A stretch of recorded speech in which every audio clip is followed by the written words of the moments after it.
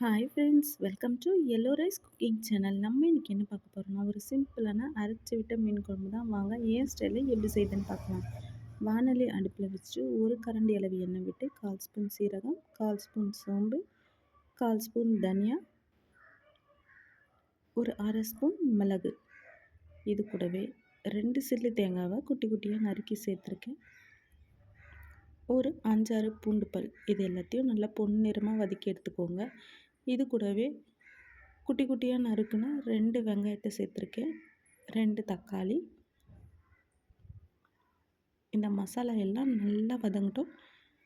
மசாலாவுக்கு தேவையான உப்பையும் சேர்த்து நல்லா வதக்கிக்கோங்க. தக்காளி, வெங்காயம், இந்த மசாலா எல்லாமே நல்லா பொன்னிறமாக வதங்கட்டும்.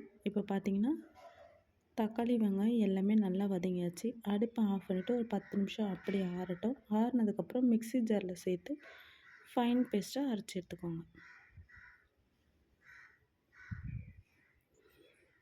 அரைச்ச மசாலா அப்படியே இருக்கட்டும்.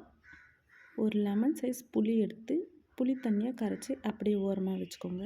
இப்போது வானொலியை அடுப்பில் வச்சுட்டு 3 கரண்டி நல்லெண்ணெய் விட்டுக்கோங்க. நல்லெண்ணெய் மீன் குழம்புக்கு ஒரு நல்ல ஃப்ளேவர் கொடுக்கும். நல்லெண்ணெய் ஆப்ஷனல் தான், உங்களுக்கு எந்த எண்ணெய் வேணுமோ விட்டுக்கோங்க. எண்ணெய் காய்ஞ்சதும் 1/4 ஸ்பூன் கடுகு உளுத்தம் பருப்பு, ஒரு வரமிளகாய், ஒரு 6 பச்சை மிளகாய் சேர்த்துருக்கேன். பச்சை மிளகாய் இல்லாமல் மீன் குழம்புக்கு நல்ல ஃப்ளேவர் கொடுக்கும். இது கூடவே தாளிப்புக்கு ஒரு பெரிய வெங்காயத்தை குட்டி குட்டியாக நறுக்கி சேர்த்துருக்கேன். இது கூட ஒரு கொத்து கருவேப்பிலை, இது எல்லாமே நல்லா பொன்னிறமாக வதக்கிக்கோங்க. இந்த மீன் குழம்புக்கு எந்த டைப் ஆஃப் மீன் வேணாலும் நீங்கள் எடுத்துக்கலாம்.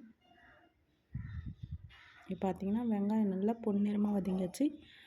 அரைச்சி எடுத்து வச்சுக்கிற மசாலாவை இந்த எண்ணெயில் சேர்த்து நல்லா வதக்கிக்கோங்க.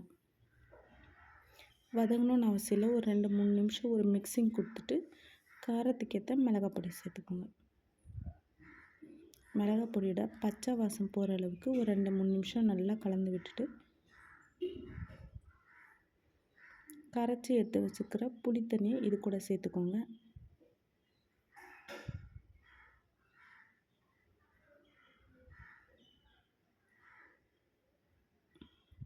புளி தண்ணி, மசாலா, இந்த மாதிரி எல்லாமே ஒன்றோடு ஒன்று மிக்ஸ் ஆகிற அளவுக்கு நல்லா கலந்து விட்டுட்டு உப்பு, காரம், புளிப்பு எல்லாம் சரியாக இருக்கான்னு ஒரு தடவை செக் பண்ணிவிட்டு தட்டு போட்டு மூடி ஹை ஃப்ளேமில் ஒரு 10 நிமிஷம் அப்படியே கொதிக்கட்டும்.